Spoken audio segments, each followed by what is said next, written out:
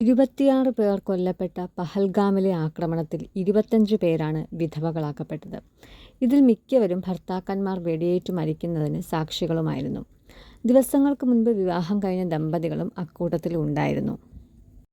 പഹൽഗാം ഭീകരാക്രമണത്തിന് മറുപടിയായി ഇന്ത്യൻ സൈന്യം നടത്തിയ മിസൈൽ ആക്രമണത്തിന് ഓപ്പറേഷൻ സിന്ദൂർ എന്ന പേര് നിർദ്ദേശിച്ചത് പ്രധാനമന്ത്രി നരേന്ദ്രമോദിയാണ്. ഓപ്പറേഷൻ സിന്ദൂറിനെ പറ്റിയിട്ടാണ് ഇന്നത്തെ വീഡിയോ. മെയ് 7 ബുധനാഴ്ച പുലർച്ചെ 1:05-നും 1:30-നുമാണ് പാക് അധിനിവേശ കാശ്മീരിൽ സൂയിസൈഡ് ഡ്രോണുകളും സ്കാൽപ് PG മിസൈലുകളും ഉപയോഗിച്ചുള്ള ആക്രമണം ഇന്ത്യ നടത്തിയത്. ആകെ 25 മിനിറ്റ് പുലർച്ചെ 1:44-ന് ഇന്ത്യയുടെ സ്ഥിരീകരണം പുറത്തുവന്നു. ഇന്ത്യ ഈ ആക്രമണത്തിൽ തകർത്തത് 9 ഭീകര കേന്ദ്രങ്ങളാണ്. 31 മരണം സ്ഥിരീകരിച്ചു. അനൗദ്യോഗിക കണക്കിൽ 70. കൊല്ലപ്പെട്ടവരിൽ ജെയ്ഷ് തലവൻ മസൂദ് അസറിൻ്റെ 10 ബന്ധുക്കളും ഉൾപ്പെട്ടിട്ടുണ്ടായിരുന്നു.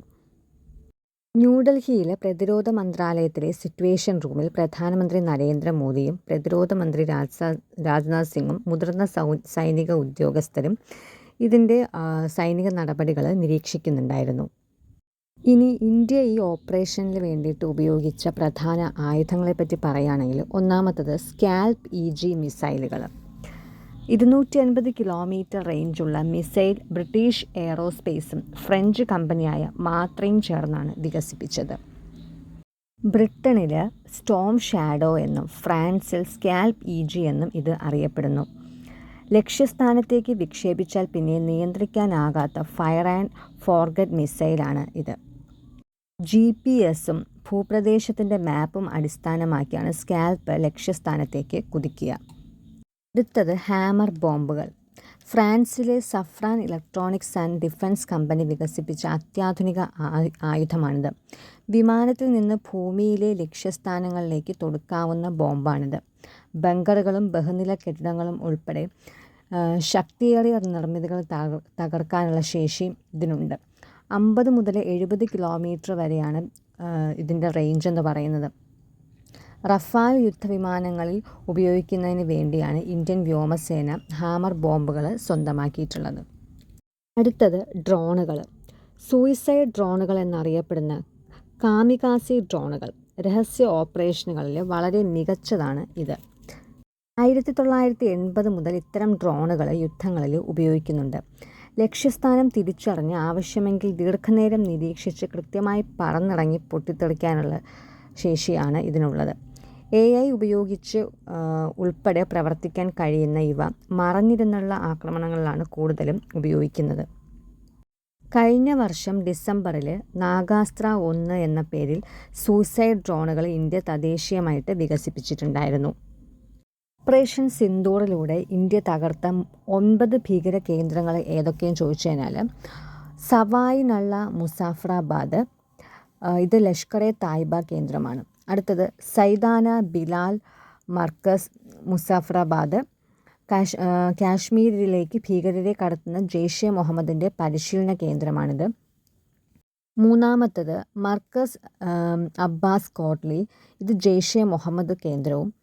നാലാമത്തത് മർക്കസ് റഫീൽ ഷാഹിദ് കോട്ട്ലി, പാക് അധിനിവേശ കാശ്മീരിലെ ഹിസ്ബുൾ മുജാഹിദിൻ്റെ ഏറ്റവും പഴക്കമേറിയ കേന്ദ്രങ്ങളിൽ ഒന്നാണിത്.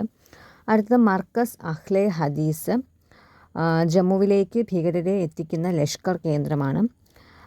ദെൻ മാർക്കസ് തായ്ബ മുറീദ് കെ പാക് പഞ്ചാബിലാണ്. ലഷ്കർ-e തായ്ബ ആസ്ഥാനവും മുഖ്യ പരിശീലന കേന്ദ്രവുമാണ്. സമ്പൂർണ്ണമായി തകർക്കാൻ തുടർച്ചയായ ആക്രമണം ഇവിടെ നടത്തിയിട്ടുണ്ട്. മർക്കസ് സുബ്ഹാനല്ല ബഹാവൽപൂർ, ജെയ്ഷെ മുഹമ്മദിൻ്റെ ആസ്ഥാനമാണിത്. ഇവിടെ 2019 പുൽവാമ ആക്രമണം ആസൂത്രണം ചെയ്തത് ഇവിടെ നിന്നിട്ടാണ്. മഹ്മൂന ജോയ സിയാൽകോട്ട്, ഹിസ്ബുൾ മുജാഹിദീൻ്റെ ഭീകര കേന്ദ്രമാണിത്. സർജൽ തെഹ്റ കലാൻ, പഞ്ചാബ് പാക്കിലായിട്ട് വരുന്നത്. ജെയ്ഷെ മുഹമ്മദിൻ്റെ പ്രധാന ലോഞ്ചിങ് പാഡുകളിലൊന്നാണിത്. 1947 വിഭജനത്തിന് ശേഷം ഇത് 8ാം തവണയാണ് പാകിസ്ഥാന് ഇന്ത്യൻ സൈന്യത്തിൻ്റെ ആക്രമണം കിട്ടുന്നത്. ഇനി ഓപ്പറേഷൻ സിന്ദൂറിൻ്റെ മറ്റൊരു പ്രത്യേകതയായിട്ട് നമുക്ക് ചൂണ്ടിക്കാണിക്കാൻ പറ്റുന്നത്, സൈനിക നടപടി വിശദീകരിക്കാൻ ആദ്യമായിട്ടാണ് ഇന്ത്യൻ വനിതകളെ ഇതിൽ നിയോഗിച്ചത്. കരസേനയുടെ ഉന്നത സ്ഥാനങ്ങളിലെ ലിംഗസമത്വം സംബന്ധിച്ച് 2020 സുപ്രധാന വിധിന്യായത്തിൽ സുപ്രീം കോടതി പരാമർശിച്ച 11 വനിതാ ഓഫീസർമാരിൽ ഒരാളാണ് കരസേനയുടെ സിഗ്നൽ കോറിലെ കേണൽ സോഫിയ ഖുറേഷി. ഗുജറാത്തിലെ വഡോദര സ്വദേശിയാണ് സോഫിയ. 2016 ഫോഴ്സ് 18 സൈനിക അഭ്യാസത്തിൽ ഇന്ത്യൻ സംഘത്തെ നയിച്ചു. 1999 ചെന്നൈ ഓഫീസേഴ്സ് ട്രെയിനിങ് അക്കാദമി വഴിയാണ് കരസേനയിലേക്ക് എത്തിയത്. രണ്ടാമത്തെ വനിത വ്യോമിക സിംഗ്. വ്യോമിക എന്നാൽ ആകാശത്തിൻ്റെ മകൾ എന്നാണ് അർത്ഥം. ആ പേര് അന്വർത്ഥമാക്കിയ ആളാണ് വ്യോമിക. വ്യോമസേനയിലെ മികച്ച ഹെലികോപ്റ്റർ പൈലറ്റുമാരിൽ ഒരാളായ വ്യോമിക സിംഗ്. എഞ്ചിനീയറിംഗ് ഡിഗ്രി നേടിയ വ്യോമിക 2004 വ്യോമസേനയിൽ എത്തിയത്. ചേതക്, ചീറ്റ ഹെലികോപ്റ്ററുകൾ 2500-ലധികം മണിക്കൂറുകൾ പറത്തിയിട്ടുണ്ട്. 2020 അരുണാചൽ പ്രദേശിൽ നിർണായകമായ ഒരു രക്ഷാപ്രവർത്തന ദൗത്യത്തിൽ മികവും തെളിയിച്ചിട്ടുണ്ട്. 2017 ഡിസംബറിൽ വിംഗ് കമാൻഡർ പദവിയിലേക്ക് സ്ഥാനക്കയറ്റം ലഭിച്ചു. സോഫിയ ഖുറേഷിയും വ്യോമിക സിംഗും കൂടി ചേർന്നിട്ടാണ് ഓപ്പറേഷൻ സിന്ദൂറിനെ കുറിച്ച് വിദേശകാര്യ സെക്രട്ടറി വിക്രം മിശ്രയ്ക്കൊപ്പം മാധ്യമങ്ങളോട് വിശദീകരണം നടത്തിയത്. എന്തായാലും ശത്രുവിനെ ഉന്നമിട്ട് വീഴ്ത്തിയ ലക്ഷ്യം പിഴയ്ക്കാതെയുള്ള ഇന്ത്യൻ ആക്രമണമായ ഓപ്പറേഷൻ സിന്ദൂറിനെ പറ്റിയിട്ടായിരുന്നു ഇന്നത്തെ വീഡിയോ. സിന്ദൂറിൻ്റെ പ്രധാനപ്പെട്ട പോയിൻറ്റ്സാണ്, ഓപ്പറേഷൻ സിന്ദൂറുമായിട്ട് സംബന്ധിച്ച പ്രധാനപ്പെട്ട കുറച്ച് പോയിൻറ്റ്സാണ് ഇന്നത്തെ വീഡിയോയിലൂടെ നോക്കിയത്. അപ്പോൾ വീഡിയോ എല്ലാവർക്കും ഇഷ്ടമായെന്ന് വിചാരിക്കുന്നു.